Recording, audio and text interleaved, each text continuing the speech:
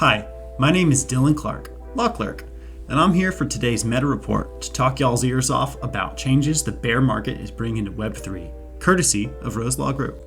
First, I'm going to explain what a bear market is and why the entire crypto ecosystem is undoubtedly within one. Second, I'm going to talk about how this bear market will catalyze a fundamental shift within Web3. Lastly, I'm going to show you why this shift is not such a bad thing, even if it might appear that way initially. So, without further ado, let's begin.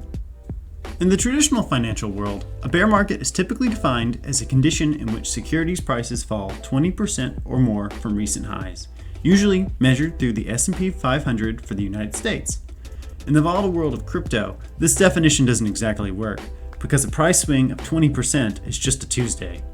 Instead, we can look to the following indicators to see if a bear market is upon us: industry layoffs, network collapse, and a widespread negative investor sentiment. So, are we in a bear market? Well, I think that's safe to say. The shift from bull to bear matters not only because of the changes it should make to your personal investment strategy, but also because it is going to push decentralized finance as a whole in a more sustainable direction. First off, understand that the recent crash in the digital coin market is going to destroy hundreds, if not thousands, of altcoins which rely on consistent growth to stay afloat. Without the influx of capital that a bull market provides, many protocols promising absurdly high returns simply cannot live up to their promises, even if the developers had all the best intentions and memorialized these promises into smart contracts. Any financial system, digital or otherwise, built on such a shaky foundation will fail in times of crisis. This is an immutable fact. Look to the previous bear market for an example. In 2018, what many consider to be the fourth crypto bear market kicked in when the US Securities and Exchange Commission began cracking down on startups funded by initial coin offerings. According to coinopsy.com, 753 cryptocurrencies were declared dead in 2018. Compare this to 2017 and 2019, where only 293 and 331 cryptocurrencies respectively were declared dead. I would expect a similar result this year, with more altcoins dying off the longer and deeper this bear market goes. All this carnage is sure to attract the attention of the federal government, who is more than happy to stick the SEC and CFTC on this wild west of an industry. The Terra Luna crash, in particular, as one of Web3's highest profile failures in some time, has turned the government's attention to algorithmic stablecoins, which were previously thought to be a rather safe place to store your digital wealth.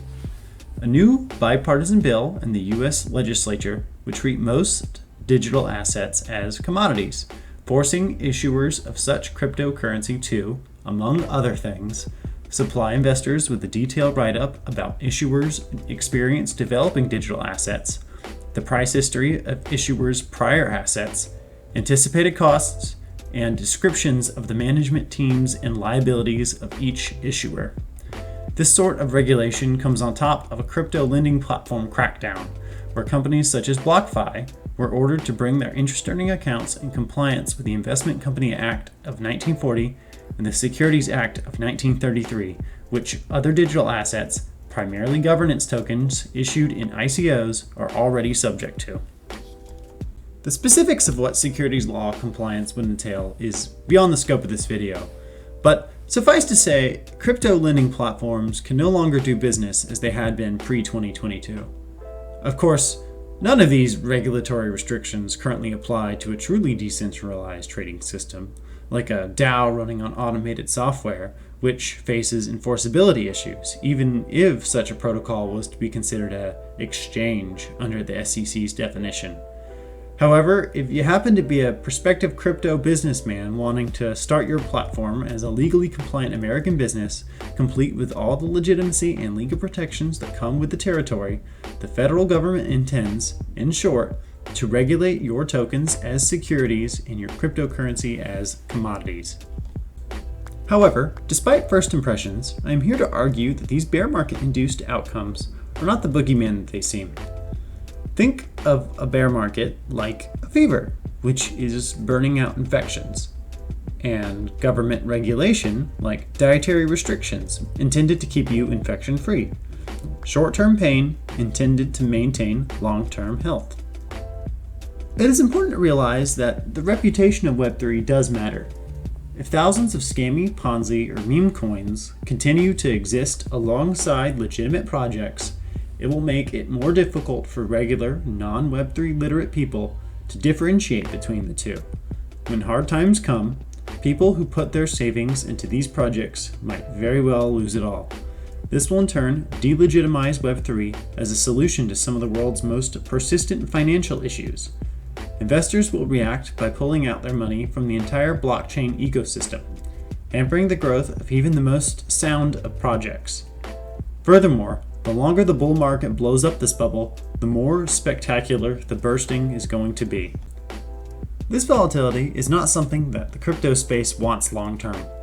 Wild swings in valuation might make overnight millionaires or flashy headlines, but it is poison to the long-term growth of the industry. There are real, revolutionary financial innovations brought forth from blockchain technology that can give consistent, high-yield returns to regular people without the use of an inefficient intermediary. But those projects are harmed when their industry constantly swings as wildly as it does. What would be best for the vast majority of people is a crypto market which is stabilized as much as is feasible. That way, people across the world can utilize the benefits of Web3 without fearing that their savings will become worthless overnight. Regulation can usher us towards this goal. As much as it might infuriate a Web3 purist for a government to meddle with their laissez-faire ecosystem, certain forms of regulation will create better financial outcomes for most people. Imagine a world where investments in DeFi banking, complete with all their efficiency and high yield, are FDIC insured the same way traditional banks are. Up to a certain value, nobody would have to fear losing their life savings to factors outside of their own control. To qualify for FDIC insurance in this hypothetical, the DeFi platforms would need to comply with federal disclosure laws proving that their tokenomics are sound to an audience of skeptics, not do your own research investors. To be sure, some non-compliant DeFi platforms would continue to exist, skirting the law with anonymous governance and automated software. But the sooner Web3 is able to provide an alternative to those inherently unaccountable protocols, the better off investors will be. So how is this 2022 bear changing DeFi? In a word, stabilization. Parasites are being removed and attention is being brought to some of Web3's biggest problems. At some point, the bear market will subside, ushering us back into the bull. Hopefully, when that happens, regulations can keep the crypto markets in check so that they will never bubble to the point where a macroeconomic shock will destroy people's life savings overnight. Only then can everyone reliably access the financial freedom that blockchain technology is wholly capable of providing. That's all for today. Don't forget to follow our social media to claim your free NFT and stay up to date with the Rose Meta Report. In crypto winter, it's more important than ever to be in the loop. Stay warm out there. Peace.